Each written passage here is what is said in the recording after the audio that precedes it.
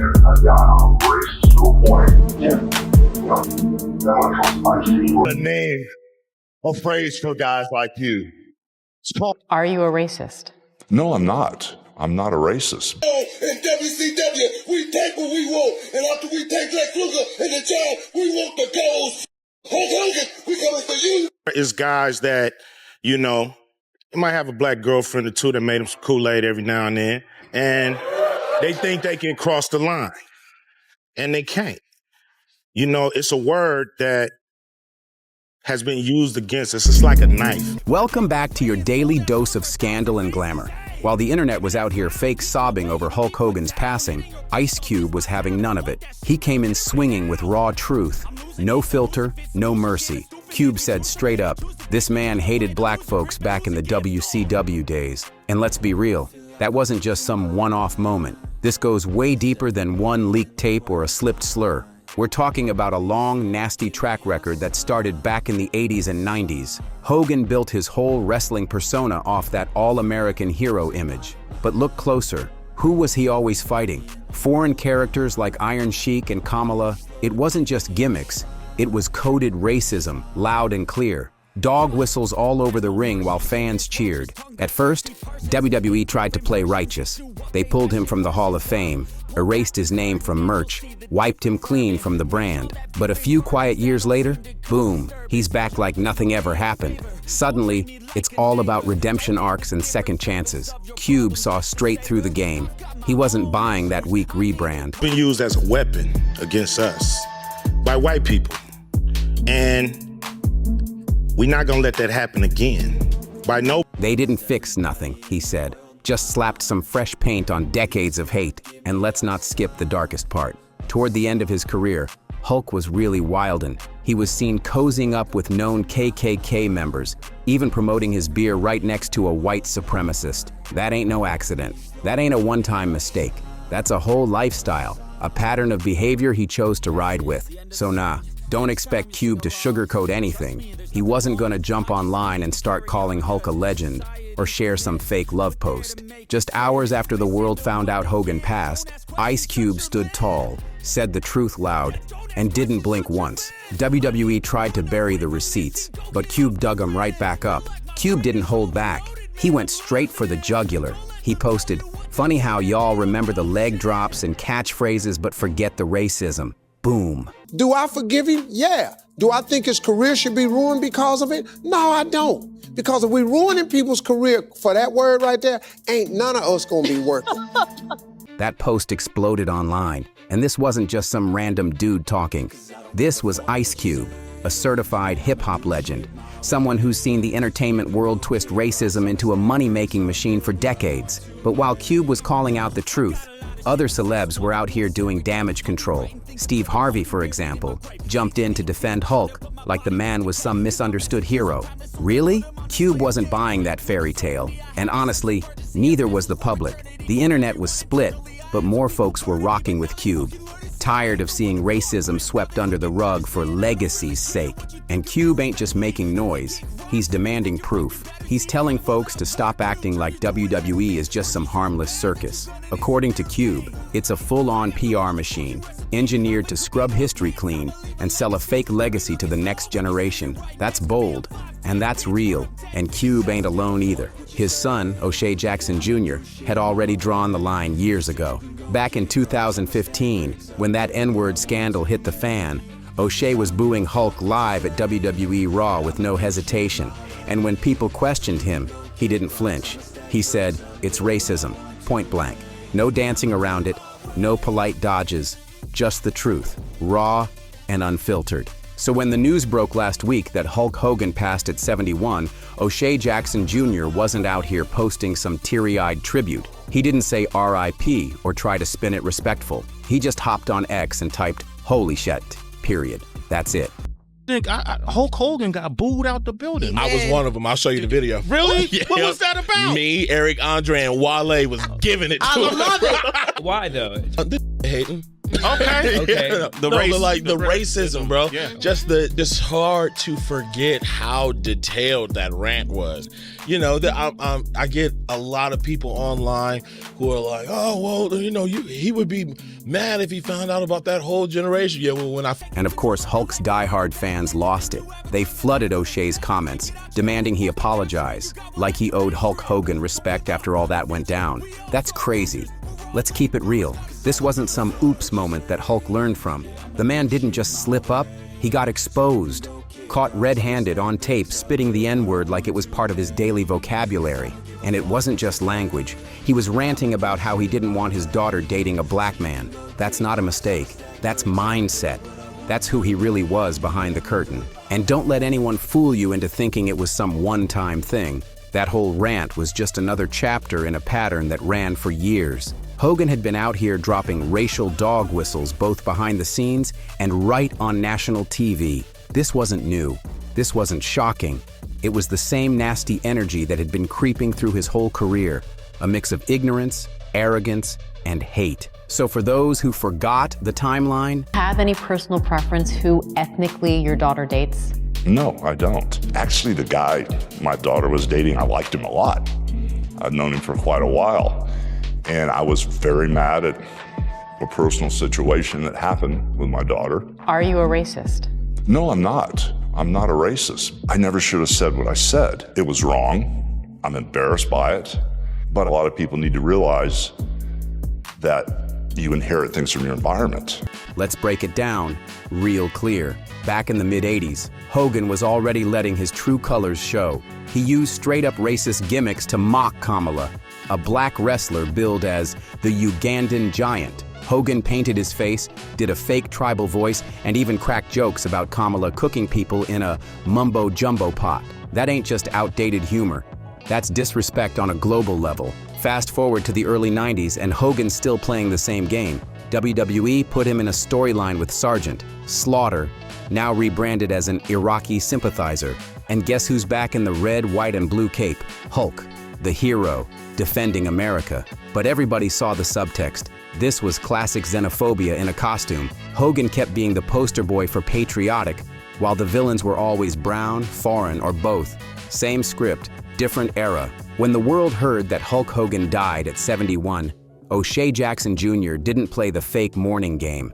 No long captions, no sad emojis, just one post on X, "Holy shit," and that was all he said. But Hogan's fans, they lost their minds, flooding his page, demanding apologies like he owed Hogan some kind of respectful farewell. Really? That's wild. Let's stop pretending this man just made a little mistake and moved on. Hulk didn't slip up. He got exposed, caught on tape using the N-word multiple times while ranting about how he didn't want his daughter dating a black man. That wasn't shock. That wasn't confusion. That was exactly how he felt. This was deeper than language. It was raw prejudice on full display. And the crazy part? That vile rant wasn't some isolated meltdown. It was part of a whole pattern that stretched across decades. Hogan's racism wasn't hidden. It was broadcasted. Everything that I've been through, this one hit me probably the hardest, and that's a heck of a thing to say, because I've been through a lot of crazy stuff. I was at the lowest point of my life. My personal life was destroyed.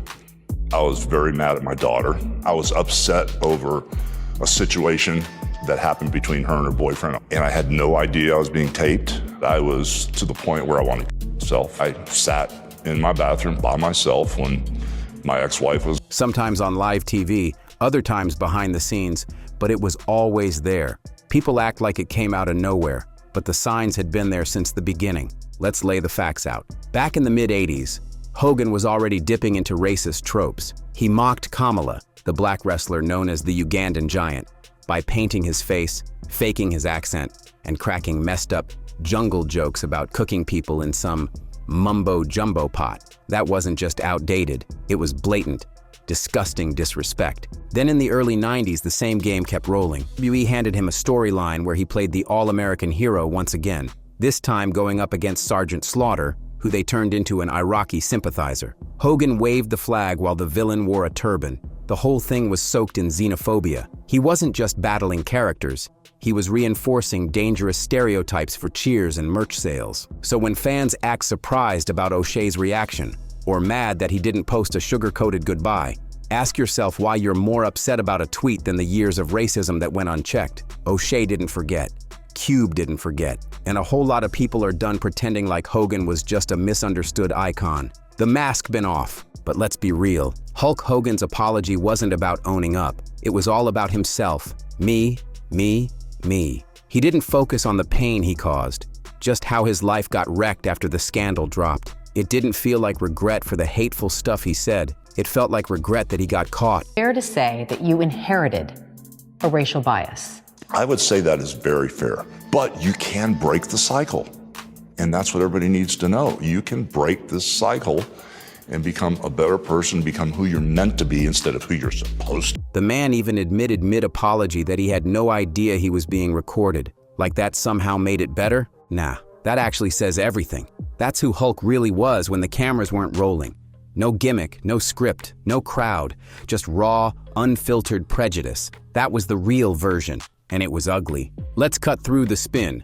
No PR stunt or apology tour can erase the fact that Hogan openly admitted to being racist. That leaked tape wasn't a misstep. It was a window into how he actually felt about black people when he thought nobody was listening. He used slurs like they were casual words and expressed pride in not wanting his daughter anywhere near a black man. That's not just uncomfortable, that's hate, plain and simple. And yet, when he sat down to explain himself, he tried to flip the narrative, claimed he was raised with bias, and now wants to break the cycle. Sounds like a script written by a crisis manager, not a man who finally got it. You can't just say the right thing in public when the private version of you already told the truth loud and clear. Fans weren't buying it, not after hearing the real voice behind the mask. Once people hear what you really think when you think you're safe, no spin can clean that up. Hogan's legacy ain't just leg drops and catchphrases anymore.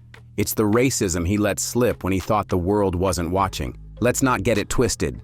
Hulk Hogan never broke any cycle. He talked a good game, threw out some polished words, but there was zero accountability, no real reflection, no public effort, not even the bare minimum. He wasn't out here supporting anti-racism work, making amends, or showing up in any meaningful way. It was just talk, all smoke, no change. Instead, he kept proving who he really was. Let's rewind to 2008. Hulk's son, Nick Hogan, got locked up after a brutal DUI crash that left his friend permanently injured. Hulk visited him in jail regularly, but the real story came from their recorded phone calls, later released by the Pinellas County Sheriff's Office. And what those tapes revealed, straight up disturbing. On those calls, Hulk wasn't being cautious, he was being comfortable. He was tossing around the N-word while talking about Nick's black friends like it was nothing.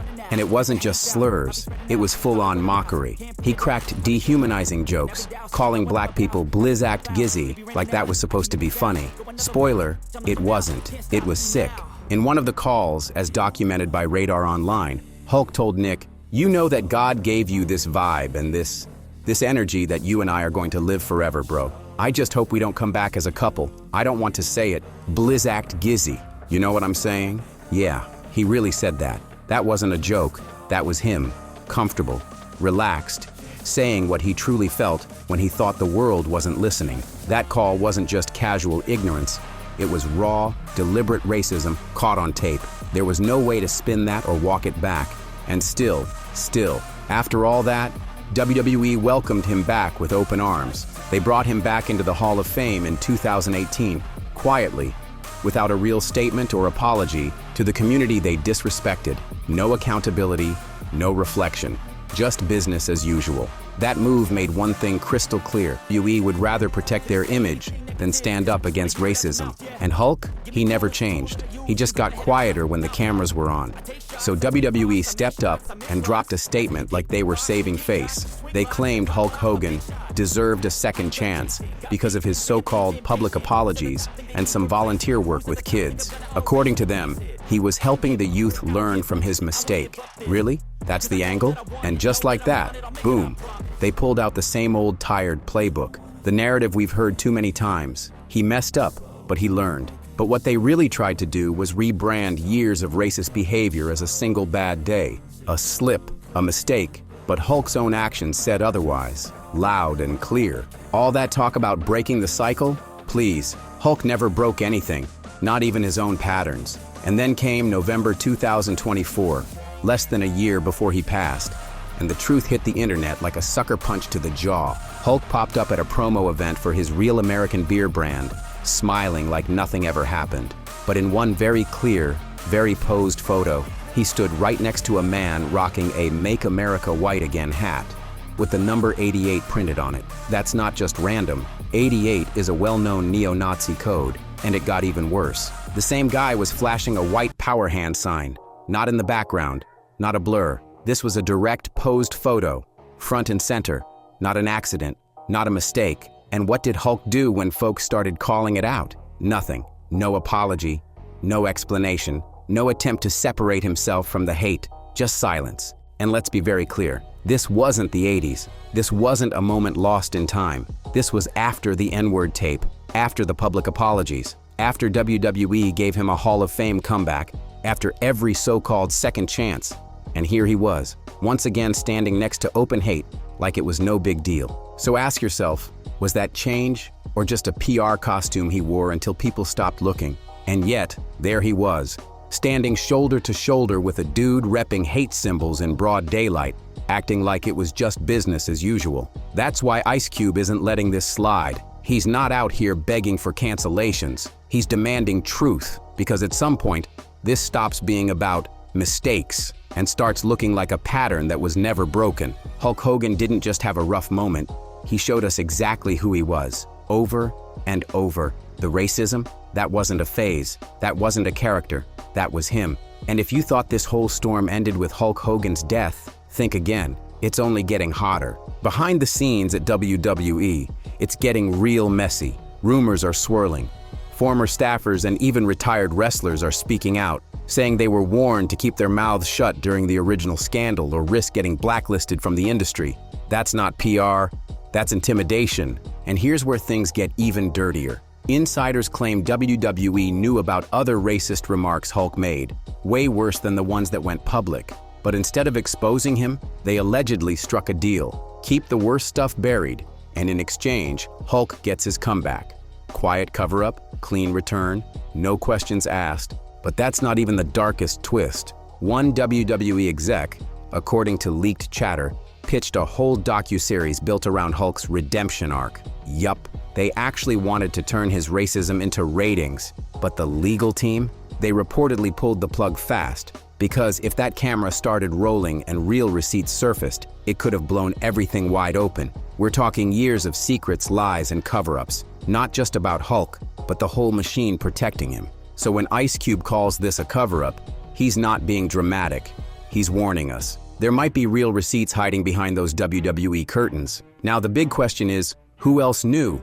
Who helped keep it quiet? And how far did WWE really go to protect one man's image while hiding the truth from the world? And if you enjoyed this video, don't forget to like, subscribe, and share to stay in the loop with all the latest tea. Hit that notification bell so you never miss an update, and I'll catch you in the next video.